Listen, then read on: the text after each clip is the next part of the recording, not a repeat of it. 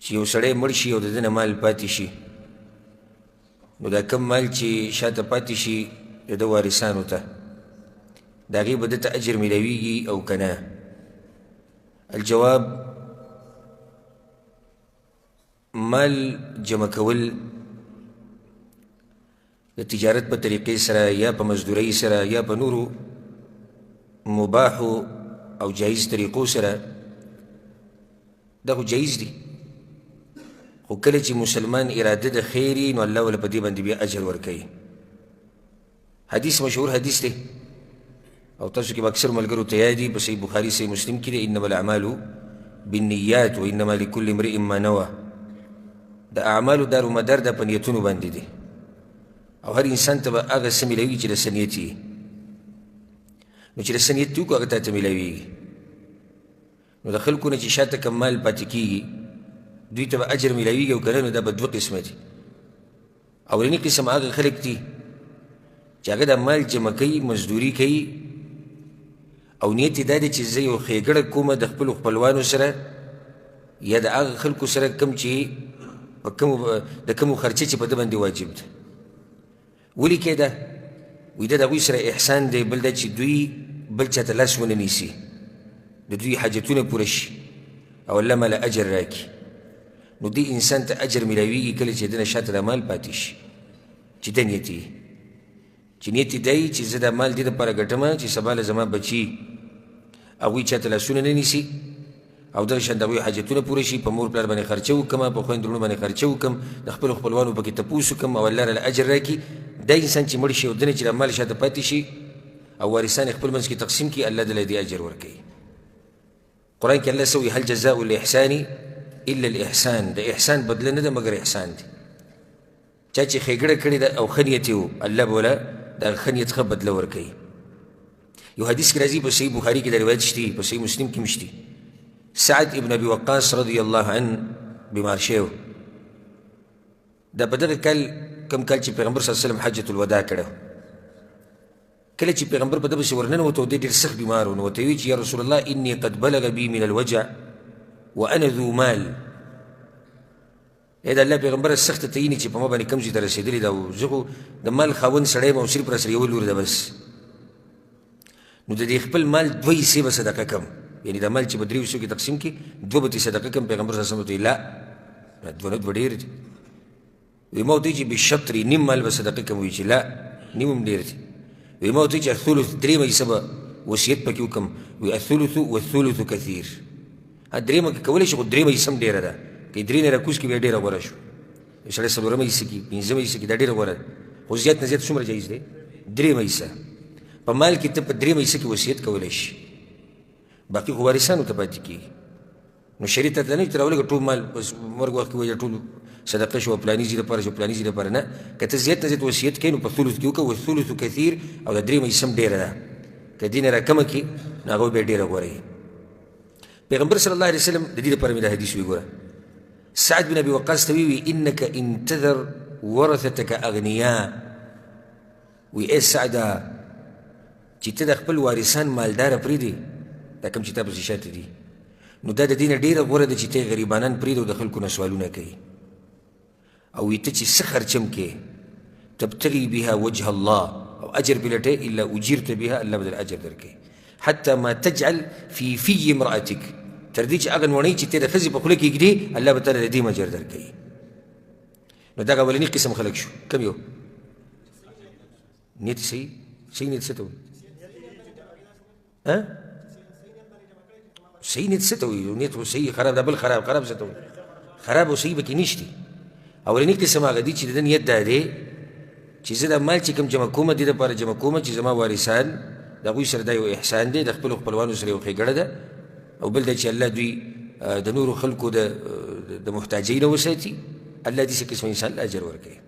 دویم قسم هغه دی چې دی مال صرف جمع کوي، د ډېروالي هیرس دی او دی زړه کې دا خبرې چې دې نه چا د سره فایده وانخېستې، حسد دی که نه وي نو سړي کې، خصوصا چې کله بچي نه وي بیا خو بلکل نه غواړي چې دې مال نه چا فایده واخېستې.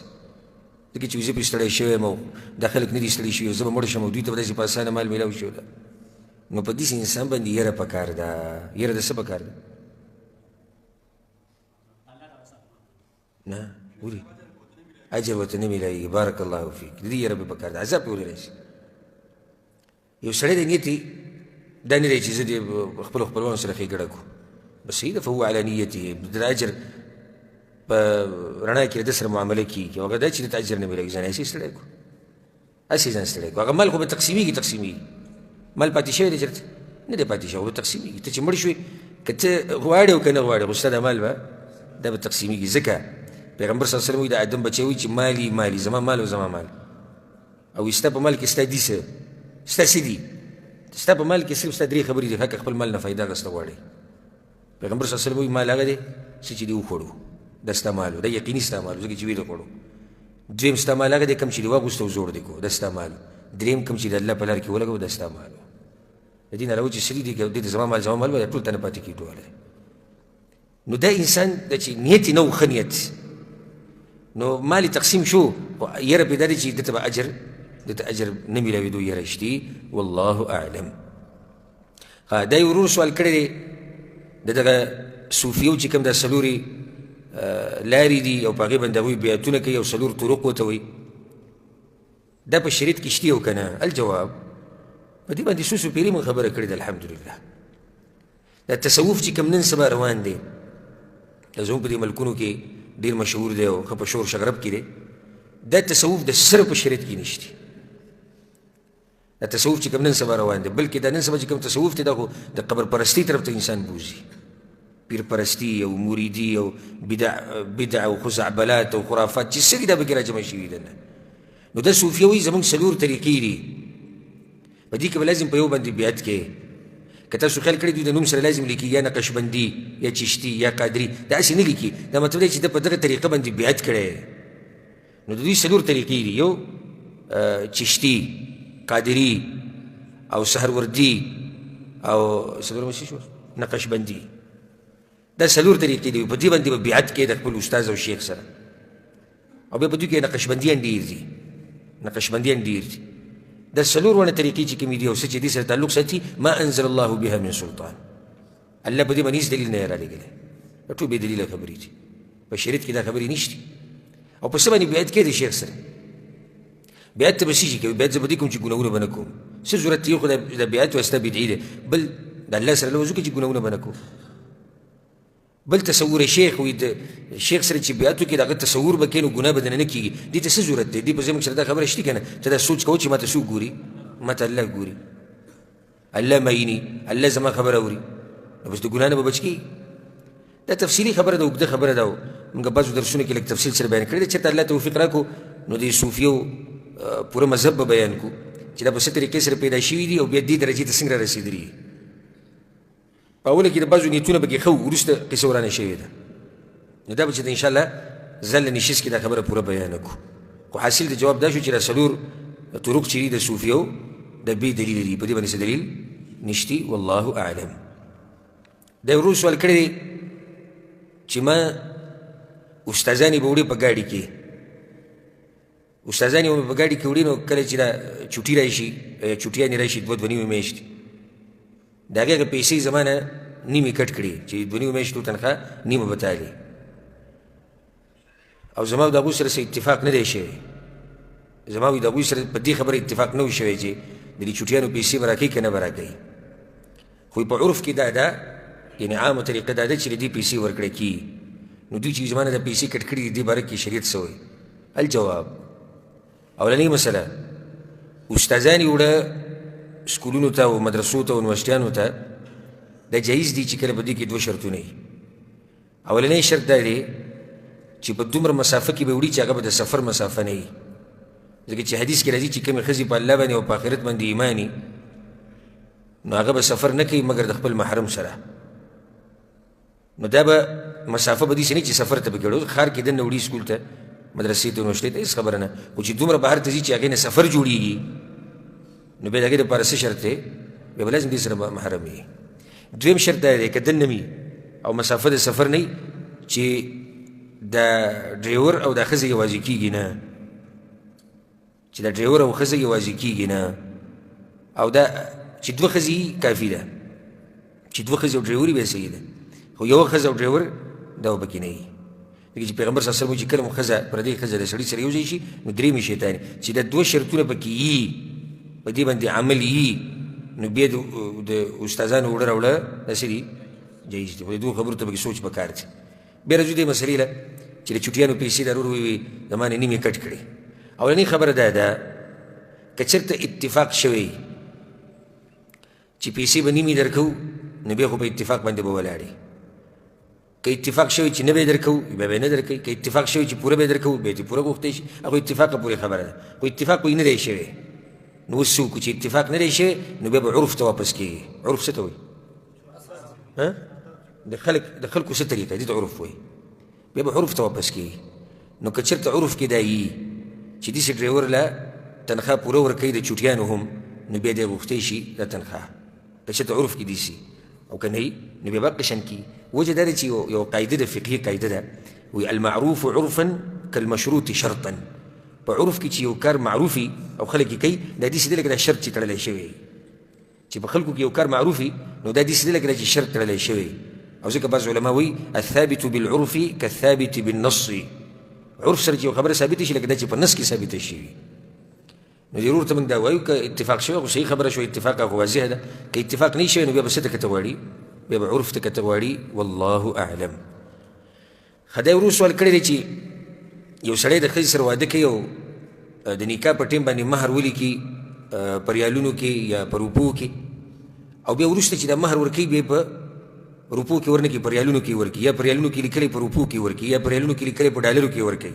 سی مثال نو دا به جایز یې او که نه الجواب چې ښځه او خاوند راضي شي په دې باندې ښځه او خاوند په دې راضي شي چې دا مهر به ورکي مثال کې په ریالونو کې او لیکلی شوی په روپو کې دی هغه عمله نه ده کومه چې لیکلی شوې ده په بله کې ورکوي او دا دواړه پرې راضي نو دا جایز دي خو دې لپاره دوه شرطونه دي اولنی شرط دا دی چې د هغه ورځې په ریټ به یې ورکوي په کوم ریټ به یې ورکوي کومه ورځ باندې چې د مهر ورکوي دا نه چې به د هغه ورځې حساب کوم په کومه ورځ چې مهر لیکلی شوی او کومه ورځ چې نکاح کې اتفاق کېدو نه په کومه ورځ چې مهر ورکوي هغه ورځ ریټ به ورکوي کوم ریټ چې چلیږي همدغه ریټ به ورکوي دویم شرط پکې دا دی چې دی به پوره مبلغ ورکوي پوره پیسې به ورکوي داسې نه چې د دواړه جدا شي او په خاوند باندې بیا هم څه پاتې نه پوره به ورکوي دا دوه شرطونه دي کم یو د هغه ورځې ریټ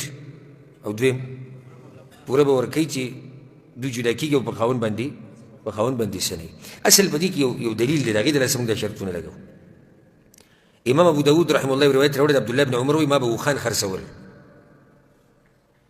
نو ما به په دینار باندې خرڅو لکه اوښ به مې خرڅ کړو په دینار باندې او بیا به مې اخیستو درهم چې کله به دې کس واپس پیسې راکولې ماله نیټه به پوره شوه او پیسې به یې راکولې زما نو اغست ریټ به په دینار کې لګېدلی او راکو به یې څه شی درهم نو ما د پیغمبر صلی الله علیه وسلم نه تپوس وکړي چې یا رسول الله زه دا طریقه کومه وی پیغمبر صلی الله علیه وسلم ورته چې لا بأس هېڅ خبره نه ده خو ان تأخذها بسعر یومها د هغه ورځې ریټ به لګي او دویم ما لم تفترقا وبینکما شی په داسې حال به جدا کېږئ چې ستاسو په یو بل باندې څه پاتې نه شي دا دوه شرطونه دي حدیث کې نو ځکه دې ورور ته موږ وایو چې دا دوه شرطونه پکې لازم دي او بیا که خیر دی دغه مهر په ریالونو کې ورکوي لیکلی په روپو کې دی او یا په لیکلی په ریالونو کې دی ورکوي په روپو کې به دې کې څه حرج نشته والله اعلم دا یو ورور سوال کړی دی چې موږ د یو انجینیر سره کار کوو ډېر اوږد سوال دی وایي موږ د یو انجینیر سره کار کوو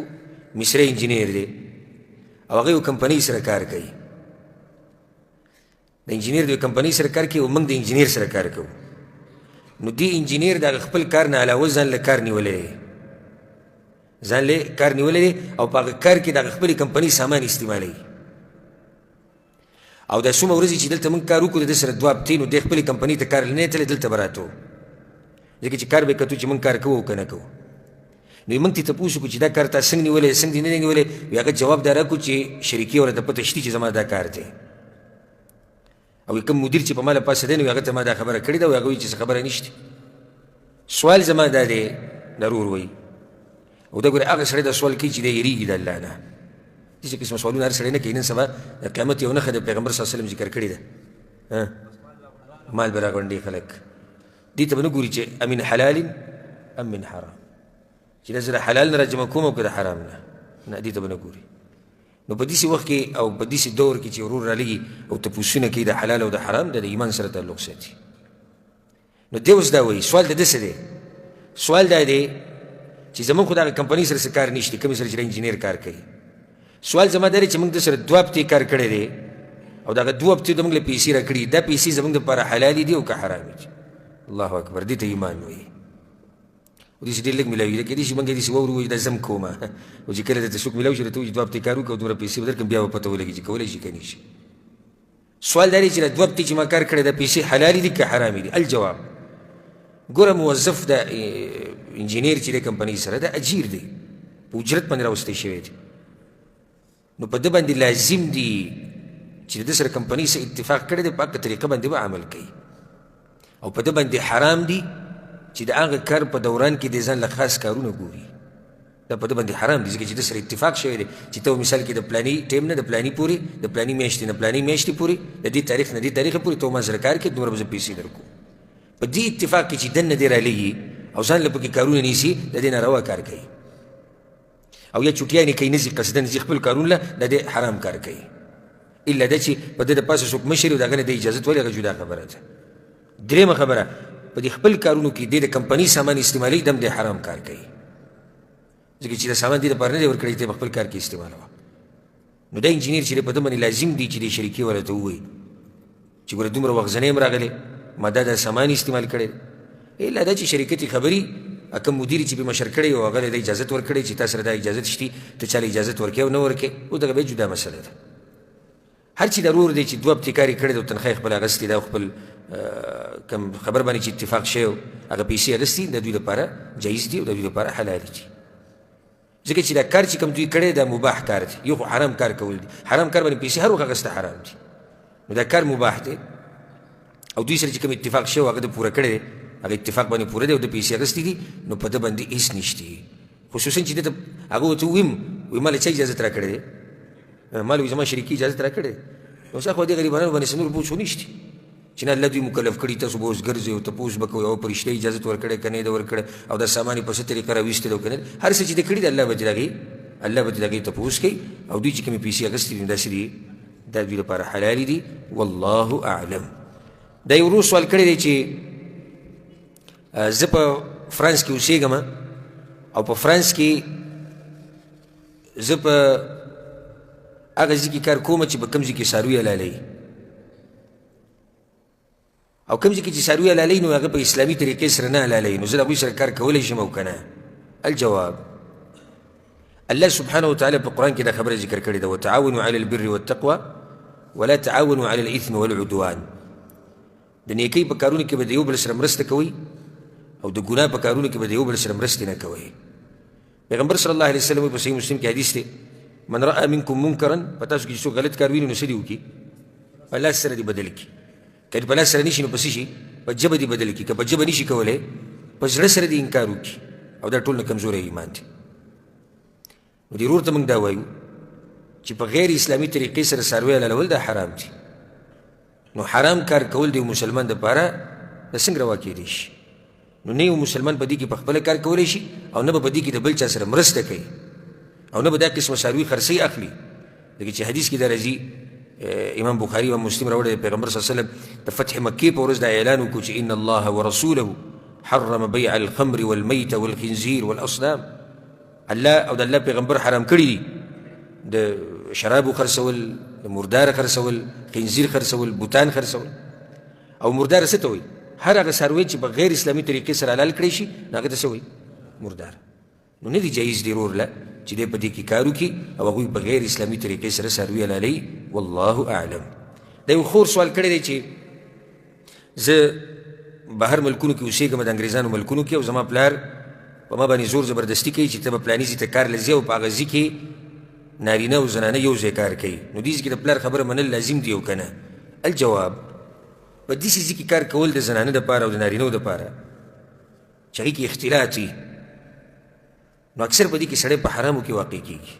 اختلاط دې ته وایي چې ګډون پکې د نارینهو او د زنانهو، یا به دې نظر لګي په پردۍ زنانه، یا به د زنانه نظر لګي په نارینه باندې، او یا به په منځ کې دوی په سزي کې جدا کېږي، کېدای شي لفټ کې بره خېږي، ښځه او سړی جدا شي، کېدای شي دفتر کې کمره کې دننه یوازې ناستي، او یا به زړه یو طرف ته مایله شي، یا به په بل څه ناروا کار کې واقع شي. نو ځکه علماو فتوا ورکړې ده چې په داسې ځایونو کې کار کول د هغې نه ځان ساتل پکار دي.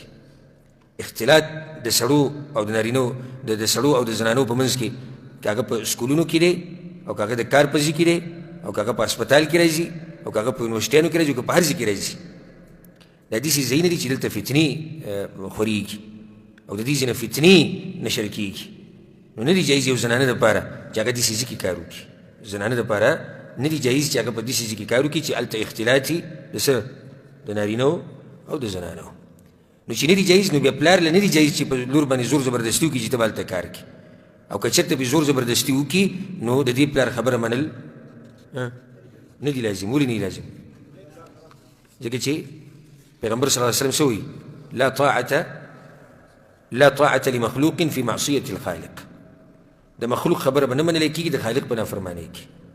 او د لور لم پکار دی چې د پلار پوه کړي په طریقه باندې او هغه ته ووایي چې وګوره دلته اختلاط دی او سړي او زنانه ګډوډ دي، د دې نه دا نقصانات پیدا کېږي، دا نقصانات پیدا کېږي په ښایسته طریقې سره، ځکه چې پلار دی. والله اعلم.